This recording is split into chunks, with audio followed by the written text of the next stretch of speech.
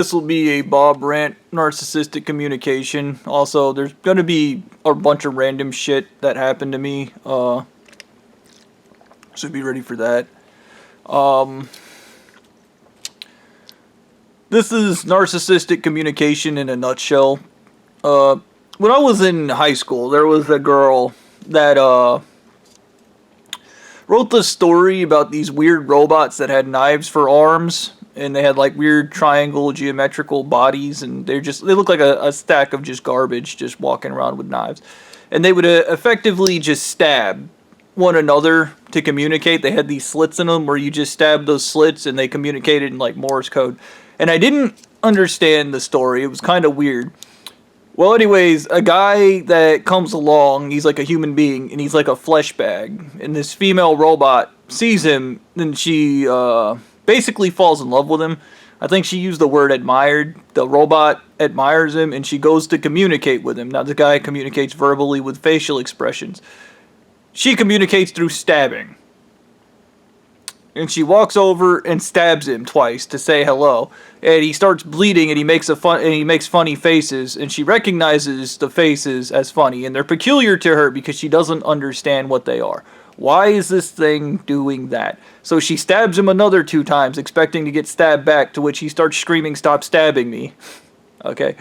The guy comes back, and he's bandaged up, and the robot sees him again, begins following him around and stabbing him in the back at random, trying to communicate with him. So she sees him talking to like another female, she stabs him in the back. When she sees him like walking around, she stabs him in the back. Like anytime he does anything, and she just keeps stabbing him, and she loves the faces he makes. She's like, "Oh, it's so funny," and eventually the guy dies from being stabbed by a robot that communicates through stabbing. All right. She collects his body, puts it in her house, and all of his skin and flesh go away, and he turns into a skeleton. And she goes over and slips her knife between his rib cage and keeps stabbing the skeleton, saying, "I love you." But the guy's gone. And that's kind of the story in a nutshell. And I remember I didn't really get it. Like, I thought it was a commentary on socio-cultural things, but the girl explained to me that in the class that her family's like uber religious, and they believe that hurting you is a good thing, and it's the way they spread their values, is they just go around hurting people, and then they just go, "It's good for you. It's good for you. It's good for you." And there is no regard for the person's well-being, health, or life. They just keep hurting them and then screaming, "It's good for you." And I believe that she was talking about a narcissistic relationship, because the way a narcissist the narcissistic love language is, "I hurt you. And I hurt you because you make me feel a certain way, and I don't know how to process that." They don't know how to process love. They don't understand that. Okay? It's a fact. She didn't understand she was hurting this guy. He was just making funny faces each time she stabbed him, and her brain, reactionary. "Oh, those are hilarious. Let's keep doing it." And then it died. That's narcissistic communication in a nutshell. It's a creature that just keeps hurting you until you figure out what it wants. It's not an actual way of communication, and they're somehow offended for doing complex thought and actually expressing themselves in a meaningful way. Once again, stab, stab, stab. This other weird thing I remembered, I didn't really get this conversation, but I guess it's just Blondie being full of shit. There was some kind of weird thing, and I was like, shouldn't Blondie... I don't understand this. Because basically everybody started poisoning Blondie with heavy metals because of something I said, and he didn't like that, so then he convinced the wives to come to me and tell me they're not going to poison him with heavy metals, and I was retarded because he poisoned me with heavy metals. Had I understood what was going on, I would have encouraged them and told them, "You're going to poison him with heavy metals. He has no choice in the matter. That's what's going to happen. I do not care." Okay? He literally had my own mother, threatened to kill my own mother, and had her poisoning me with heavy metals. That's not a joke. So if he can have my mother poison me with heavy metals, he can be poisoned with heavy metals. That's what's going to happen. But that's not what happened, because Blondie called and he rigged it so that nobody would poison him with heavy metals. And then he was explaining to me that he was trying to be me, but there were certain conditions and criteria that needed to be met. And I was like, so you're going to drink an aluminum phosphide and adrenochrome coffees? And he said, no, because it's against my religion. And I started laughing, and I was like, that doesn't hold up in a legal case, and it doesn't hold up now. If you're going to be me, you don't get to go. There are just certain things I'm not going to do. And I started laughing and told him he needed to get scoliosis, and then he was like, what's that? And then he told me he's not getting scoliosis. And this is the thing. There is a thing in psychology, there's a thing about, like, actual transgender and fake transgender people only copy the negative traits of a person, and I believe Blondie only wants to copy the traits of me that he likes. The fame and glory. That's it. Everything else is a fucking signal. Yeah, my fame and glory was stolen from me. Life sucks like that. As a poor person, you only get one shot. That's it. And yeah, it sucks for all those people. And inevitably, like I said, I'm willing to bet the church will murder me. And if Blondie's supposed to do what he's supposed to do, and he's the one, he said he was going to report me to the church and for the church, and then he was going to get all the glory and dude, once again, it'll be an Army Hammer story. Eventually, somebody will figure out what he actually is, and then he'll be humiliated and fucking run off into the fucking darkness for the rest of his fucking existence. Like, it's an inevitability, dude. Whatever. That shit killed me because the wise were trying to explain to me that somehow Blondie was way more sensitive than I. And I started laughing. And I was like, that sociopath shot and killed Pastel Bunny. That sociopath fucking poisoned me. And this was another thing that agitated me when I was at work. These guys start telling me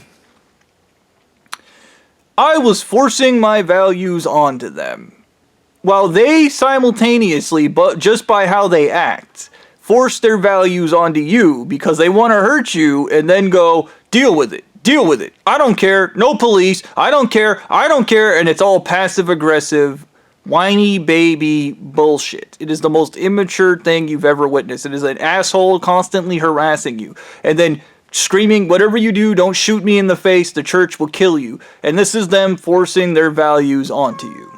That is what they do. They force their values onto you. They don't believe in. They kept attacking my morals. Kept telling me like, "Oh, you think that stuff's bad," and they kept doing that. Okay, because they don't have values. Once again, if the subconscious mind doesn't have a superego, therefore it doesn't have a way to know what is good. It also doesn't have a sense of self. So these creatures, this is funny because the acid they use to get high on can create a sense of self. The real problem with these people is they have no sense of self. They don't know who they are. Blondie wants to be me because he doesn't know who Blondie is. Like, that's creepy, dude.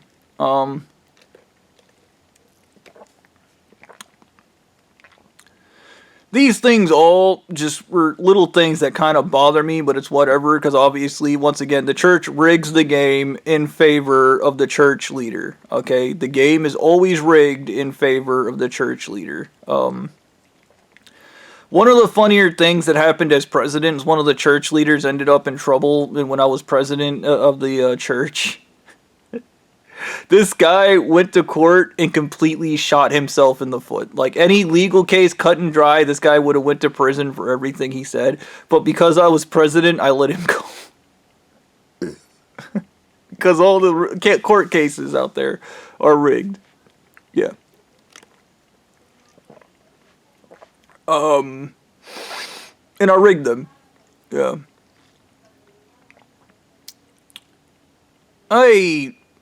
Though it aspired, like, even when I was, dude, it's that stupid shit. I don't know how to go to court. I don't know how to file or any of that other shit. Like, this is why lawyers exist. But these people, once again, this is the way they force their values onto you. I'm going to force my values onto you through a legal contract. But then if you force your morals, no, I hate those, and I don't, whatever, dude. I think it's fucked.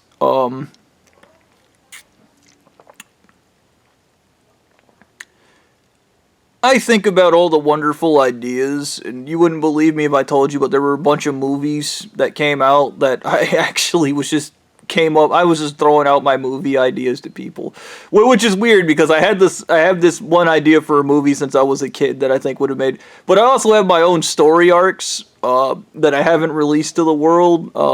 I probably never will. You know, the church will murder me before the world can have those, or just other miracles, but I want on the subject of miracles, this was one of the stupider things I was talking to the president about, and this is the thing. They have no sense of self, and they also don't understand other people. And when I was talking to the president, this was one of the cell phone calls, because I was talking about why I'm against murdering, and I simply stated the butterfly effect. And I was like, Stu murdered 6 kids, and every church leader has to murder 6 kids and 7 women. Those people are dead.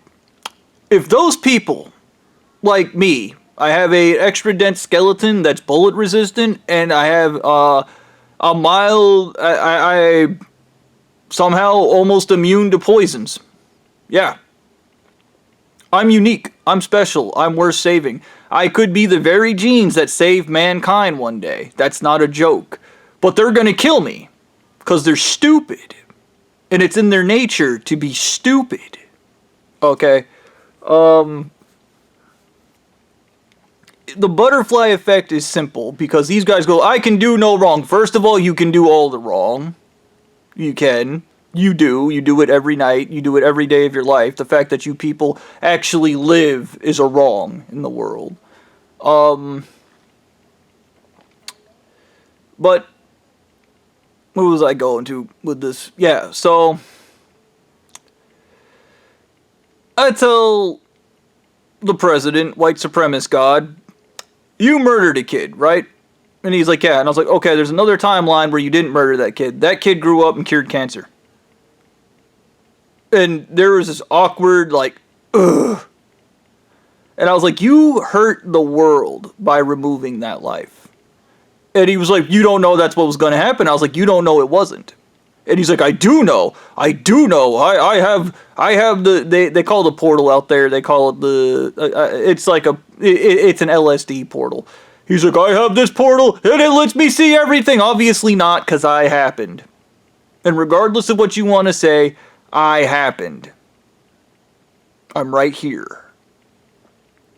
So we know your childish thing of I drop LSD and I'm magical isn't a thing. And we also know when you say something, it's fictitious. You guys force it to happen through violence. Okay, you send an asshole, you say something's gonna happen, you send an asshole out that poisons somebody with aluminum and then threatens them with a gun until they do what you want them to do. You rape them, you hurt them and hurt them and hurt them until they do what you want them to do. That is your way, a disgusting way, a painful way, a way that makes no sense and does not benefit mankind, but it ensures you get what you want. And even he said, as long as I get what I want, but what I want, I don't want to destroy the world. I was like, your goal, if you were this person, should be forced to preserve the world. And if you want to preserve the world, capitalism is not sustainable by that metric. That's the first thing you would have to grapple with as a wise god, is capitalism and money is stupid. Monkeys don't use money, okay? Cats don't use money. The natural and unnatural world, humans are a very unnatural creature.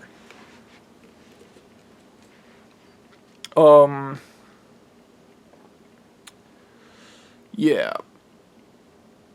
So, this is just my thoughts on this subject. We started talking about the other people this church has murdered, and the guys in this church have a thing for seeing like women on TikTok or YouTube doing really well, and then wanting to date them, and then when they reject them, they fucking murder them, and it's aluminum phosphide and adrenochrome, so they have heart attacks and they die.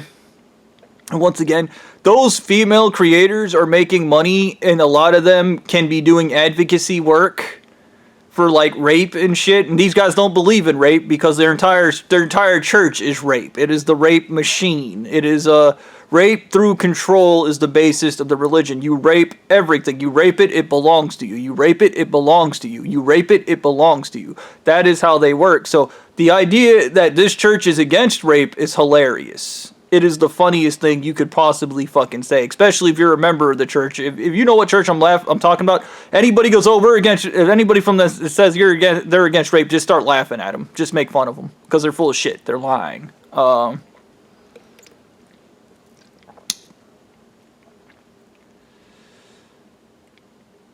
Yeah.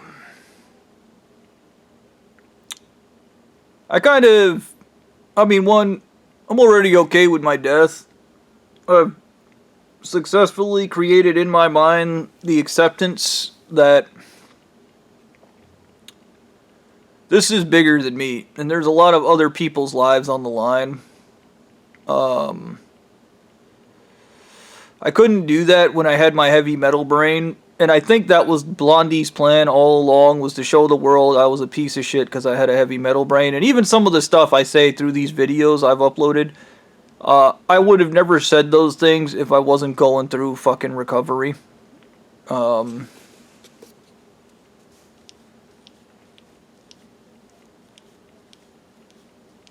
These people just, like I said, leave me alone.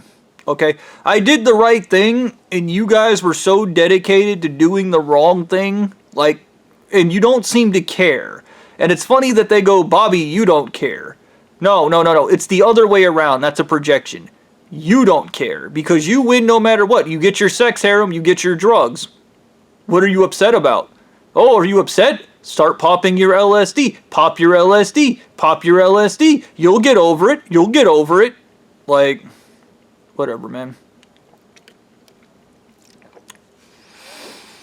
And I guess, on a closing note, I wanted to talk about Stu telling me about the superior psychology, which is emotionally stunted, and they're psychopathic, and they're high anxiety, they function in high anxiety, they're so amazing with their reactionary brains and how they hate thinking, and they're really fucking stupid. And I told him there's no way you could have a brain like that and not have a negative repercussion and need some type of medication. To which he lied and said, no, there's no medication. The medication's LSD. The medication's LSD. They're codependent on drugs. And that makes them, by definition, an inferior being, by the way.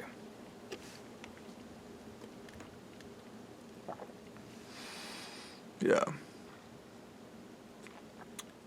If you ever find yourself in a religion where they just go hurt, leave. There are better ways of doing things outside of stabbing, raping, threatening, and killing people to get what you want. Okay? And when you murder that person, once again, you could be removing a miracle from the world. You, the president, every church leader for that matter, has no idea how many miracles they remove from the world. Okay? They don't know how destructive they are because they don't have introspective. They would have to have somebody assigned to them to give them introspective. You need to have introspective. Okay? You can't go, I'm a god in control of everything. Also, I don't look back at my fuck-ups. You need to look at your fuck-ups. That's how you get better. Yeah. I think that'll be it for this rant. Obviously this one's a little less coherent, but just shit in my mind.